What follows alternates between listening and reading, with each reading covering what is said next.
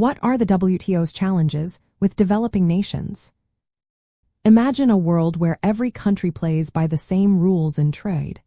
That's what the World Trade Organization aims for. But in reality, many developing nations face hurdles that make this goal tough to reach. These challenges are rooted in how the organization is set up and the economic gaps between richer and poorer countries. One big issue is the most favored nation principle. It says all members should get the same trade benefits.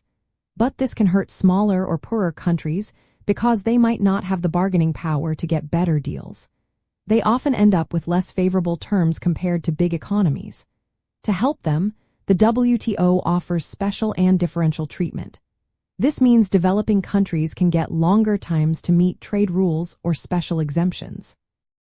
However, critics say these benefits are not always enough or effectively used, leaving some countries still struggling. Trade negotiations are another challenge. Developing nations often lack the resources or expertise to negotiate well. This can lead to agreements that favor wealthier countries, making it harder for poorer nations to grow their economies. The dispute settlement process is also complicated and costly. It requires legal expertise and resources that many developing countries do not have.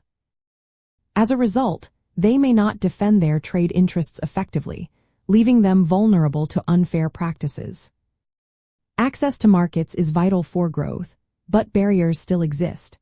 Non-tariff measures like quotas or complex rules about where products come from can block exports from developing countries. For example, small farmers or manufacturers might find it hard to compete against heavily subsidized products from richer nations. High subsidies in agriculture in developed countries can flood markets and push out local producers in poorer nations.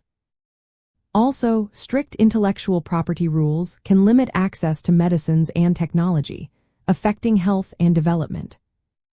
Addressing these issues requires reforms. The WTO could give more practical support to developing countries, like simplifying rules or making dispute resolution easier. Reducing subsidies in rich countries and expanding market access through special trade agreements can also help. These steps can make international trade fairer and more beneficial for developing nations, helping them grow and participate more fully in the global economy.